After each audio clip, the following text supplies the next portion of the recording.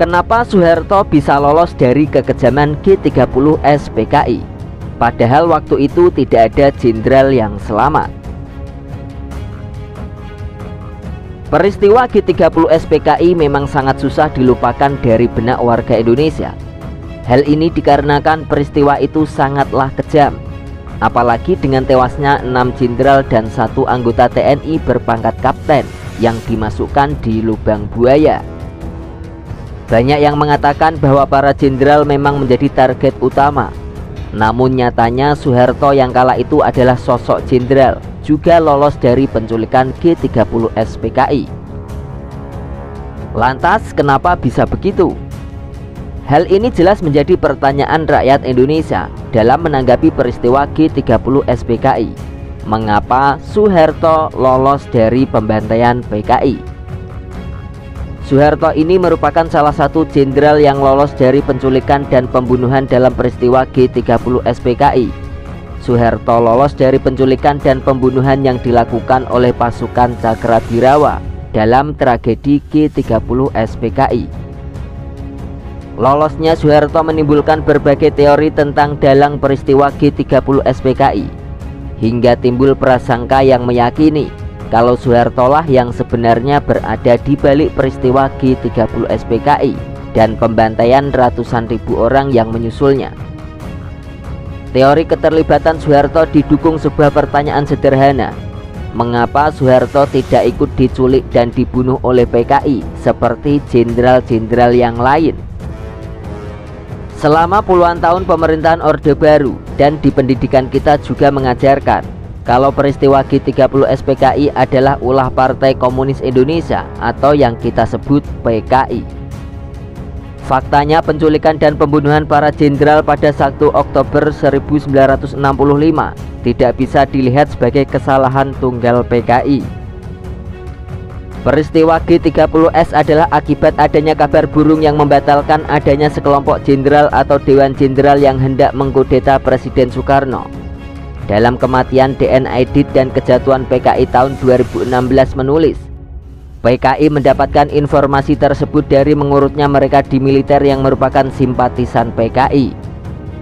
Pada tahun 1965, militer pecah menjadi beberapa faksi yang saling merebutkan pengaruh dan kekuasaan, di antaranya sebagian kecil yang simpatisan terhadap PKI. PKI adalah salah satu partai penguasa saat itu. Kader-kader PKI sukses menduduki kursi dewan dan kursi penjabat. Namun ada faksi-faksi yang justru anti terhadap PKI. Setelah Perang Dunia II berakhir pada tahun 1945, negara-negara pemenang yang saling bersaing memperebutkan pengaruh di berbagai negara. Persaingan yang dikenal dengan Perang Dingin ini membelah dunia menjadi dua.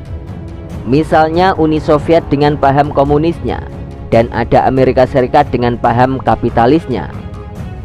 Di tahun 1960-an, Soekarno dan PKI condong ke Uni Soviet dan anti Barat. Sedangkan Dewan Jenderal diyakini sejalan dengan Amerika Serikat yang ingin menyingkirkan Soekarno. Dari keyakinan ini, para perwira militer yang loyal kepada Soekarno bergerak secara diam-diam untuk mencegah kudeta.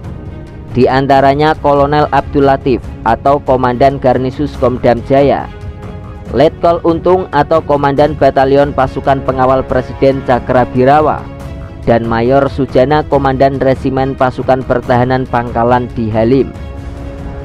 Mereka mendapatkan dukungan Syam Kamaruzaman, Kepala Khusus atau BC PKI yang merupakan Badan Intelijen PKI. Daftar jenderal yang menjadi sasaran disusun oleh Syam bersama para perwira militer. Simpatisan pro PKI itu berencana menculik para jenderal dan membawanya ke hadapan Presiden Soekarno. Ternyata rencana ini gagal total. Persiapan tidak dilakukan dengan matang.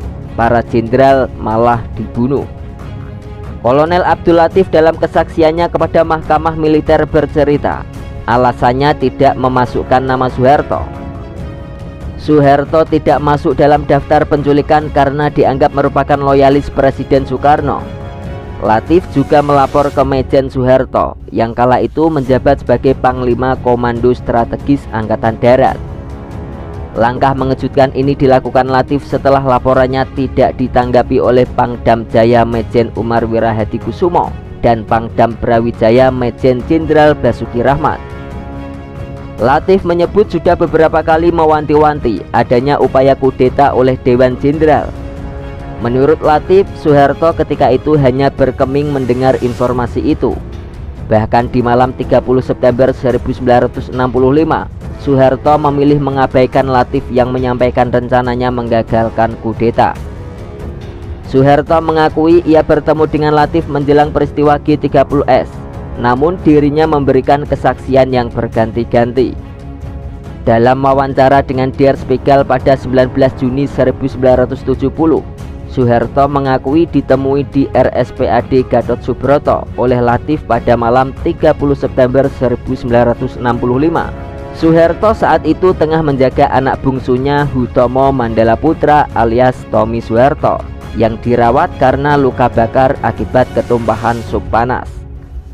Namun katanya Latif tidak memberi informasi apa-apa, justru akan membunuhnya saat itu juga. Namun dalam autobiografinya Soeharto Pikiran, Ucapan, dan Tindakan Saya 1988, Soeharto mengaku hanya melihat Latif dari kejauhan dan tidak sempat berinteraksi.